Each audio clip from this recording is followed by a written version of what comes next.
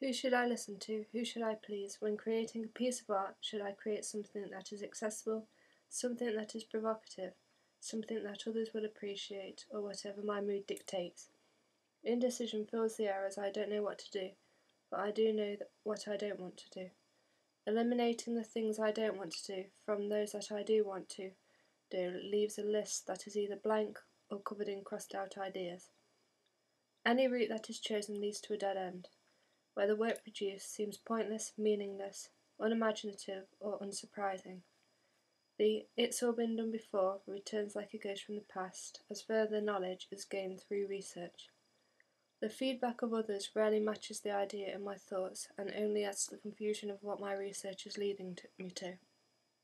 Through complete chance, the indecision, paradoxically, becomes a decision to do nothing, not through any conscious choice, but as a result of doing nothing or abandoning everything. In art, indecision is shown in different ways. For example, in Martin Creed's series of works, where he, by choice or by chance, displays indecision. Work 227, The Lights Going On and Off, is an installation comprising of a simple set of lights, repeatedly turning on or off to illuminate a blank, empty space, as though Creed couldn't decide whether to have the lights on or off, and deciding to have them both on and off as a way of reducing the tension caused by his indecision. This use of no obvious subject matter that the viewer can interact with leads to many finding the work pointless or artless, and creates strong negative responses to the work from those not directly involved in the arts. If art is partly designed to portray a message and provoke a response, then such displays of nothing in particular then become art by creating such responses.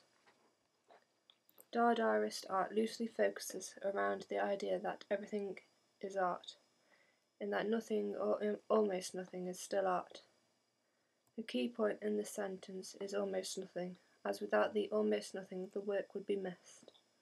An empty corridor, used by people to get from one part of a gallery to another, could be displayed or treated as art, with the addition of a tiny detail that catches and draws the passer-by into an interaction. Without this interaction created by this almost nothing, the corridor is ignored or disregarded as a simple blank space to pass through to get to something. The corridor, unintentionally, is the absolute nothing that is something else that accounts for anything at all. It is the blank canvas that allows the audience to travel between ideas and begin new interactions.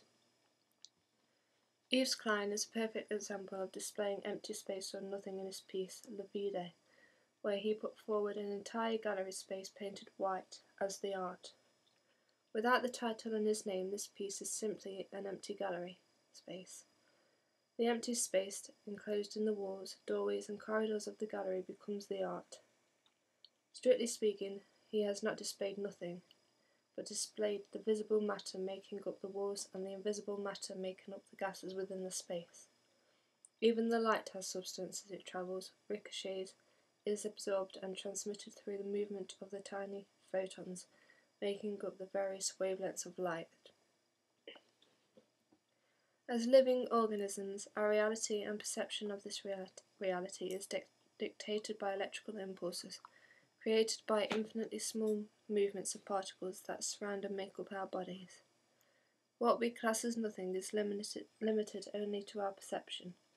We must perceive something in order to appreciate nothing. Nothingness theory defines the state of complete absence as the ultimate expression of symmetrical uniformity, a state that is impossible to attain at an atomic or subatomic level. On the level we accept as reality, objects, the passage of time and space remain constant, fixed in their physical presence. Yet if we were able to view them at a more detailed, closer view, we would be confronted with a continually fluctuating reality, where the exact composition, orientation, and general appearance of objects change constantly. The obliviousness to change is the central concept of Ondat's work, where a space is altered imperceptibly, so without prior knowledge of the space displayed, the viewer is oblivious to the change and accepts the space that are confronted with as the original state of space. These inabilities to perceive change, or the true original nature of space and matter without prior knowledge, and the incomplete perception of true reality brings into question our own presence, personality, and significance. The human brain perceives reality as a sequence of still images, linked together to give the impression of external movement. These saccades lure us into a sense of being able to perceive our surroundings with minute detail, from texture to movement, yet the sequencing of segments can lead to misinformation. The simple disruption of the sequencing activity leads to the obvious being missed.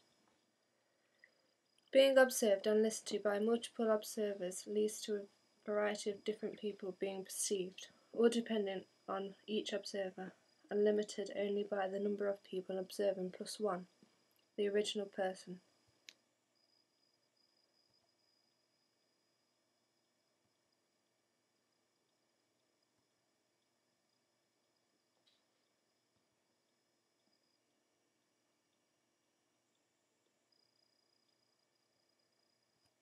In effect, each saccade creates a portrait containing a pose, and giving a false impression of the observer's true self.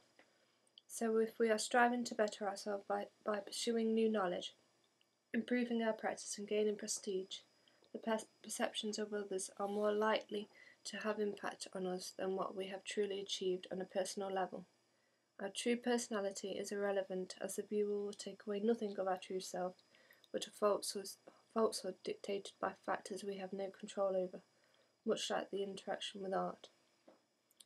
This inability to accurately or precisely create an exact impression in all observers of oneself or one's art creates a conflict in each individual. The conflict of what should I do and how can I get my point across? But when taken into account the complete and total lack of control over the perception of others and a sense of indifference is reached. No decision is made, but paradoxically through indecision nothing is chosen. Not the nothingness displayed by artists as an empty space, or the scientist as an area with the absence of all matter or energy, because nothingness has taken on Heidegger's concept of nothingness, not reliant on presence or absence, but a sense of indifference to the world. As the world and the constraints we place on it become distant and remote, everything and everyone is insignificant, everything apart from the indifference of nothingness.